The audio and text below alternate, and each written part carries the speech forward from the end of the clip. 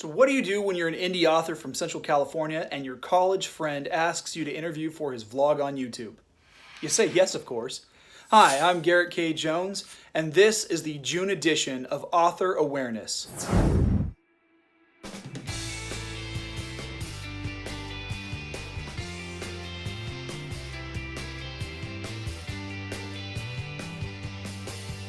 I try to make new content every week, so don't forget to like, share, and subscribe on YouTube. Hey, good morning. I'm excited because today is the June edition of Author Awareness. This month is excellently special because I get to interview Krys Janae, an indie author from Central California and a friend of mine from college. This is going to be the last Author Awareness episode until August, which will be a month-long series of author interviews. So without any further ado, here's Author Awareness.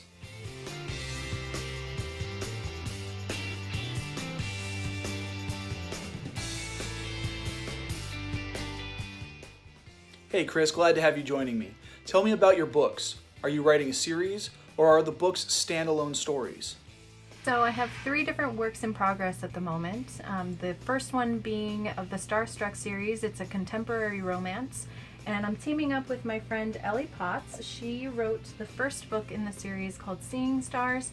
I published Falling Stars, its sequel, back in 2015, and that was the second one. And so now we have recently decided to co-write. We're going to team up and close off the trilogy within the Starstruck series and go from there. And it follows the Hollywood couple of Logan, a writer who is an action star, and Alyssa, who is a writer from a small town, and she kind of falls into this Hollywood lifestyle, and we follow along as she kind of gets used to the buzz and the craziness and the wild life within Hollywood. And the second book is the sequel to my first original story called If I Should Wake. The title for that sequel I haven't decided on yet, I haven't nailed it down just yet, but it is about 70% written, and it's a paranormal romance thriller that follows the main character Cassandra, who turns out she's a clairvoyant. After her grandfather passes away in the beginning of the first book, she comes into power, and when she moves back from the big city to her small town, she finds out that there's more than meets the eye. And she comes into her power, she meets these supernatural people along the way who kind of guide her through that, and it's called the Kingdom of Night series. The third book that I have, it's called A King's Gambit, and it's part 2 in the Turning series. I released All the King's Men back, last year, and this one again is mostly written and outlined as well, to hopefully branch out into a couple more books after that. And that one is more of an urban fantasy, sci-fi, light superhero novel. It's my take on superheroes, and the main character, Danica, is kind of a hard ass. She has an acquired taste kind of personality. She's really out there, really just stubborn, hard-headed, and she reluctantly at first teams up with her friends and her family to kind of band together against the big bad who's trying to take down the powered in the big city of Augusta. What inspired you to be a writer? I would have to say first and foremost that being an avid reader when I was a kid was a tremendous part of getting into writing now. But sadly I don't have a lot of time now. I know that's a terrible excuse, but with audiobooks and me just making time to get through my library of books that I have, it's definitely on my list of things to do. But R.L. Stine was actually one of my favorite authors. Still is, but one of my favorite authors to get me started with what I'm doing now. And from Goosebumps to Fear Street, which Fear Street was probably my favorite ever.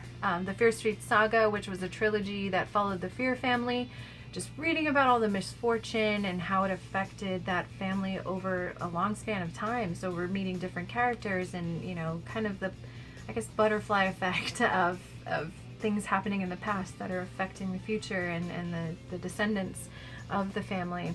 That's my bread and butter, I think. Dynasties, anything that has to do with long-running families or feuds with friends, it's real big for me even now if I can pick out that sort of situation in, any medium that I watch, film, TV, comics, manga, anime, stuff like that, that will more than likely grasp my attention.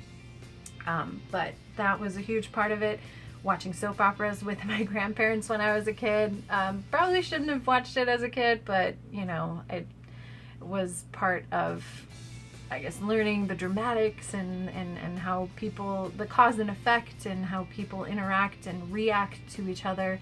And then also with one of my best friends, we would play Barbies and kind of act out these silly little dramatic scenarios, and then transferring that from the little playing dolls to pen and paper was really where it started.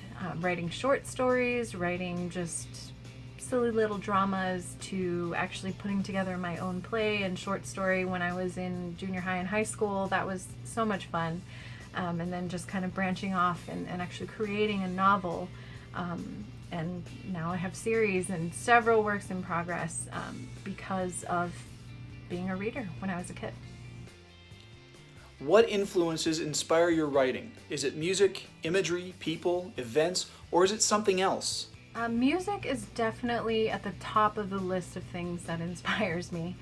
It's mostly because I come from a family of musicians. My mom is a singer and dancer. My stepdad produces his own music.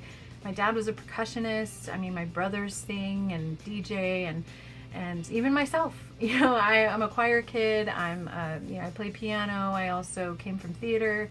And so music, it has a real big impact on my life. And so the genres, I guess, from there just vary. And I'm talking classical, musical theater, even world music, folk music, pop, hip hop, especially because my older brother with hip hop, but soundtracks. So, I'll hear something from a trailer or a television show or a movie, or even video games. Video game soundtracks especially just have a dear place in my heart. And they also have a real big place on my playlist.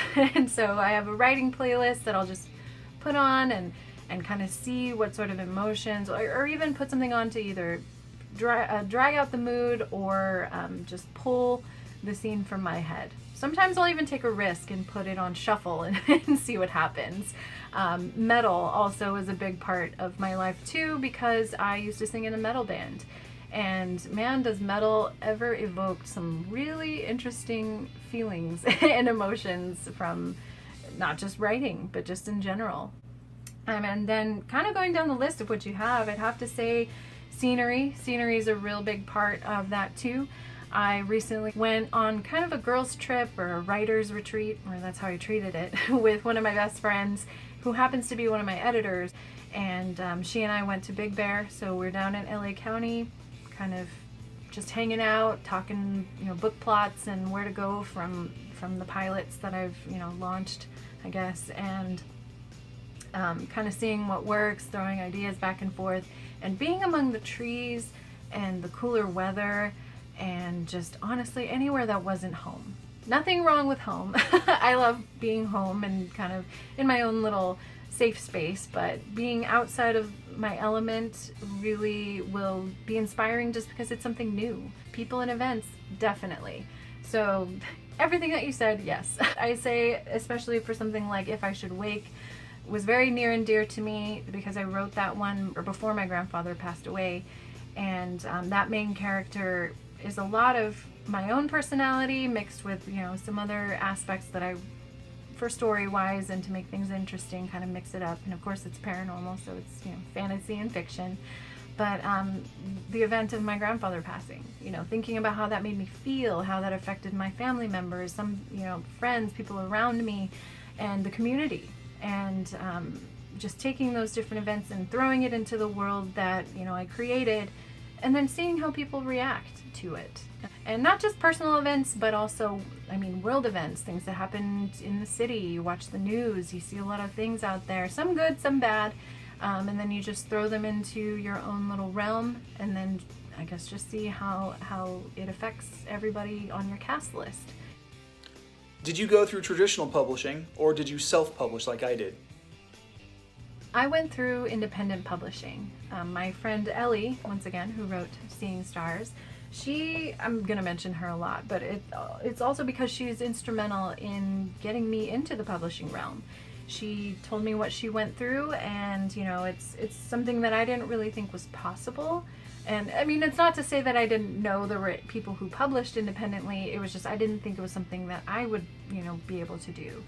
And it is a little tedious, and there is a learning curve. I mean, she explained I have to get a cover artist, I have to get an editor, we have to proofread, I have to format it, we have to upload it to this website. So I mean, there's all these different elements that it was eye-opening for me to learn how to do this on my own.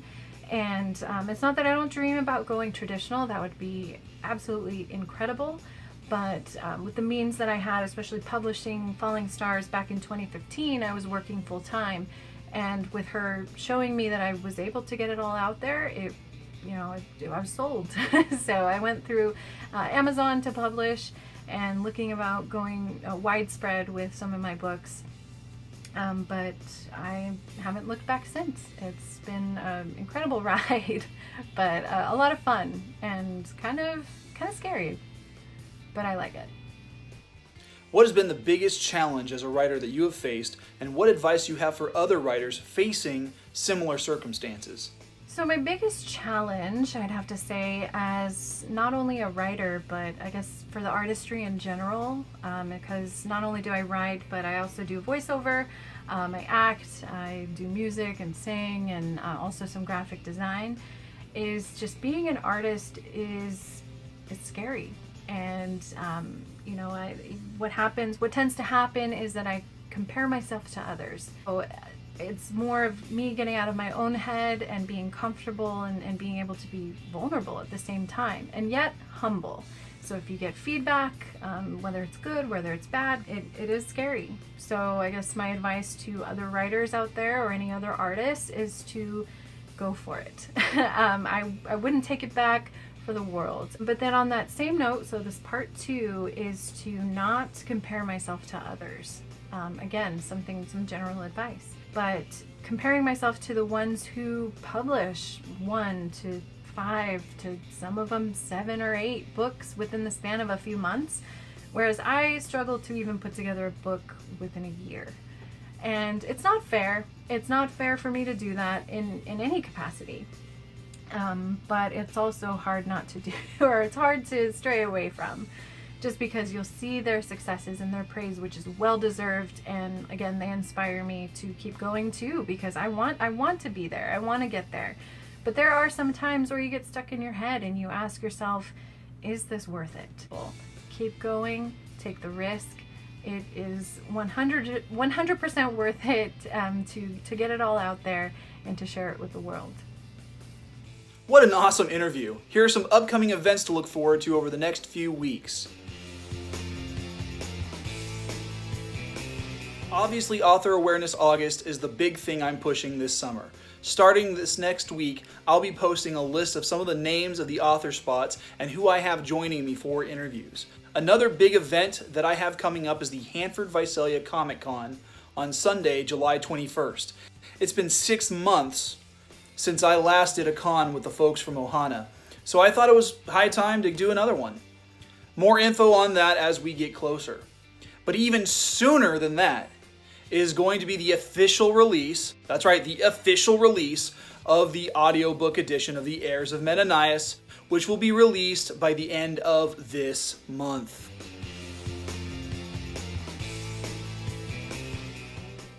Thanks for watching. A big thanks goes out to Krys Janae. If you'd like to know more about her work as an author, you can head over to her website by clicking on the link in the description below. If you enjoyed this video and would like to see more author interviews, you can like and subscribe, or you can check out the other author awareness videos in the playlist. If you'd like to help support these videos, you can do so through Patreon.